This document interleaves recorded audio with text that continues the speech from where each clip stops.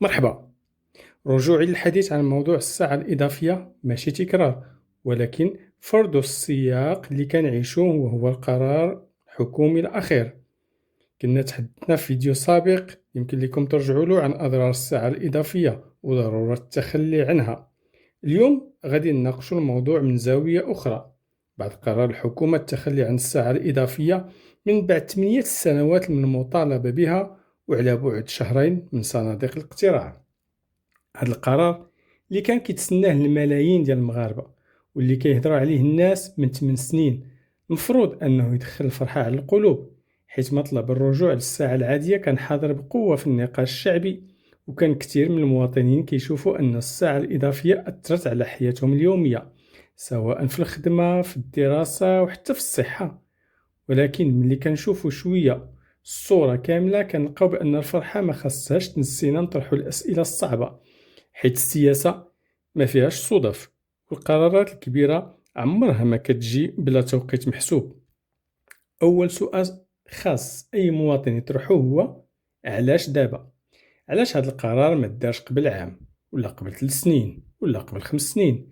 علاش الحكومة خلات الناس يعانيو كل هاد المدة وخلات النقاش كيتكرر كل سنة، والاحتجاجات الإلكترونية والمطالب الشعبية كترجع مع كل دخول مدرسي؟ وفي الأخير قررت بكل بساطة تقول غادي نرجعوا للساعة العادية. واش فعلا كان الأمر مستحيل ولا كان ممكن من الأول ولكن الإرادة السياسية ما كانش موجودة؟ اللي كيخلي الشك يكبر هو التوقيت. حنا على بعد شهرين فقط من الانتخابات، وفجأة كيخرج قرار من هذا الحجم، قرار كيعرف الجميع أنه غادي يلقى ترحيب شعبي واسع. وهنا من حق أي مواطن يتساءل: واش هذا القرار جا استجابة حقيقية للمواطنين، ولا جا حيت الوقت الانتخابي بدا وصوت الناخب ولا عنده قيمة أكبر من أي وقت مضى؟ هذا السؤال مشروع وماشي اتهام، حيت التجارب علمتنا أن بعض القرارات اللي كتكون مؤجلة لسنوات كتخرج للنور مباشرة قبل الانتخابات، بحال إلا المسؤولين كيكتشفوا فجأة أن الشعب كان عنده الصح. الأمر اللي كيستفز أكثر هو أن هذا القرار بالطريقة اللي خرج بها كيبعث رسالة ماشي مريحة. كيبان بحال الحكومة كانت قادرة تاخد هذه الخطوة من زمان، ولكن اختارت ما ديرهاش، حيت لو كانت فعلا كاينة عراقيل تقنية أو اقتصادية أو قانونية كبيرة كما كانت كتدعي ما كانش غادي تحسم الملف بهذه السرعة. أما ملي القرار خرج فجأة فهذا كيخلي بزاف ديال الناس يقتنعوا بأن المشكل ما كانش في الإمكانية وإنما في الإرادة. 8 سنين والمغاربة كيسمعوا تبريرات مختلفة، مرة كيتقال لهم الاقتصاد، مرة الاستثمار، مرة التنافسية، مرة ظروف خاصة. واليوم إلا كان بالإمكان الرجوع للساعة العادية بقرار واحد، فمن حق الناس يسولوا: فين مشات هاد المبررات كلها؟ فين اختفت بين الليلة وضحاها؟ واش الظروف تبدلات فجأة، ولا ببساطة تبين أن القرار كان دائما ممكن ولكن ما كانش مرغوب فيه إلا ملي ولا عنده ثمن انتخابي؟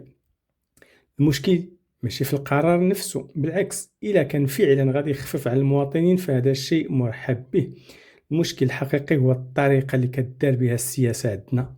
ملي كيولي المواطن يحس ان المطالب ديالو ما كتسمعش الا ملي كيقرب موعد الانتخابات، بحال صوتو كمواطن ما عندوش قيمة طوال الولاية الحكومية، ولكن كيولي مهم فقط في الأشهر الأخيرة قبل التوجه لصناديق الاقتراع. الأخطر من هذا الشيء هو الرسالة اللي كتوصل للمجتمع. الرسالة هي أن الضغط الشعبي بوحده ما كافيش، وأن المطالب العادلة يمكن تبقى مجمدة سنوات ولكن تحقق بسرعة ملي كتفرضها الحسابات السياسية. وهنا كيتراجع منسوب الثقة، حيث المواطن كيبدا يحس أن القرارات ما كتخادش دائما انطلاقا من المصلحة العامة ولكن حسب الظرف السياسي. اللي خاص المغاربة يديروه اليوم هو أنهم يفرحوا بطبيعة الحال إذا كان القرار غادي يريحهم، ولكن في نفس الوقت ما ينساوش يطرحوا الأسئلة، حيث المواطن الواعي ما كيكتفيش بالنتيجة ولكن كيهتم أيضا بالطريقة وبالظروف اللي خرجت فيها. خاصنا نسولو علاش تأخر القرار كل هاد السنوات، وعلاش خرج دابا بالضبط، وعلاش الحكومة ما استجابتش من قبل لكل هاد الأصوات اللي كانت كطالب بنفس الشيء. في الديمقراطية ماشي كل قرار شعبي خاص يخلينا نصفقو بلا تفكير، بالعكس خاصنا نفرقو بين مضمون القرار والتوقيت ديالو. يمكن القرار يكون إيجابي ولكن التوقيت ديالو كتير أكثر من علامة استفهام. يمكن المواطن يكون سعيد بالنتيجة ولكن يبقى عنده الحق يشك في السياق اللي خرجت فيه. اليوم الحكومة مطالبة ماشي غير بأنها تاخذ قرارات ترضي المواطنين، ولكن أيضا بأنها تقنعهم بأن هذه القرارات نابعة من قناعة حقيقية وخدمة للمصلحة العامة، ماشي فقط حجات في مرحلة حساسة سياسيا. حيث الثقة كتبنى بالاستمرارية والوضوح، ماشي بالمفاجآت اللي كتجي كلما اقتربت الانتخابات. في الأخير، إذا كان هذا القرار فعلا هو اعتراف ضمني بأن الرجوع للساعة العادية كان ممكن منذ سنوات، فهذا الاعتراف كيطرح سؤال أكبر من الساعة نفسها: شحال من مطلب شعبي آخر كان ممكن تحقيقه ولكن ظل مؤجل إلى أن يصبح مناسب سياسيا؟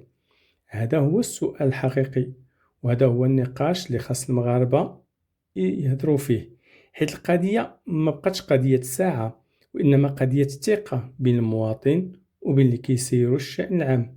والثقة ما كترجعش بقرار واحد، وإنما بالمصداقية، بالاحترام المستمر لإرادة المواطنين. تبارك الله عليكم.